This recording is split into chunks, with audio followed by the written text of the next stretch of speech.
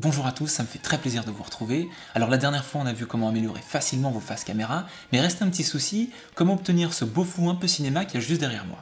Et c'est justement le thème d'aujourd'hui, la profondeur de champ.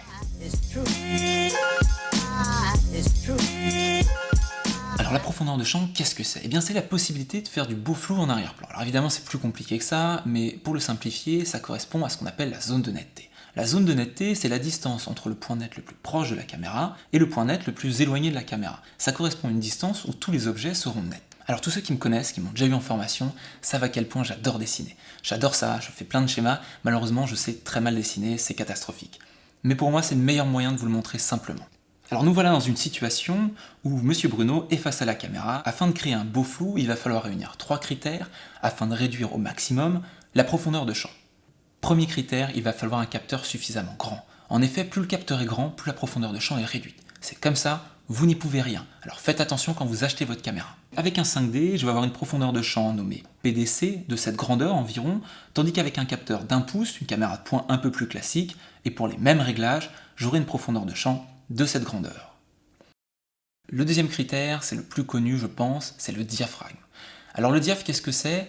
C'est une série de petites lamelles qui s'ouvrent et qui se ferment devant votre optique et qui laissent rentrer plus ou moins de lumière. Mais pas seulement, ça va aussi servir à gérer votre profondeur de champ. Alors pour tous ceux qui n'ont pas l'habitude, le diaph ça ressemble à ça. Le seul petit piège, c'est plus le diaphragme est ouvert et plus le chiffre est petit. Et plus le diaphragme est fermé, plus le chiffre est grand. Alors je reviens dans ma situation. Donc avec une même caméra, si j'ai un diaph à 4, qui est donc plutôt ouvert, j'ai une profondeur de champ de cette grandeur.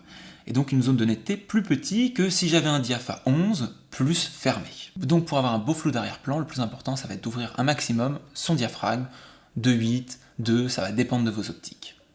Si tout ça c'est bien compris, déjà on a fait un bon pas. Alors il reste un troisième critère.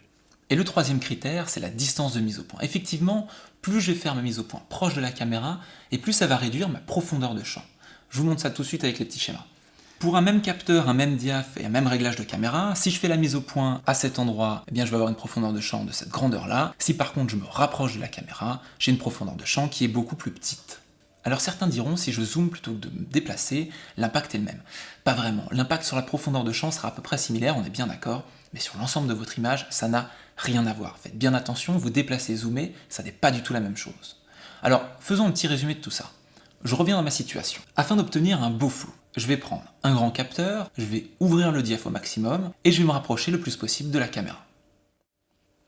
Alors attention, à l'inverse, si je suis quelqu'un dans la rue et que j'ai envie qu'il reste net tout le temps, je vais fermer mon diaph pour avoir une profondeur de champ plus grande et ne pas le perdre au point. Même chose quand vous vloguez et que vous vous suivez comme ça, vous êtes très proche de la caméra, donc vous réduisez déjà énormément la profondeur de champ.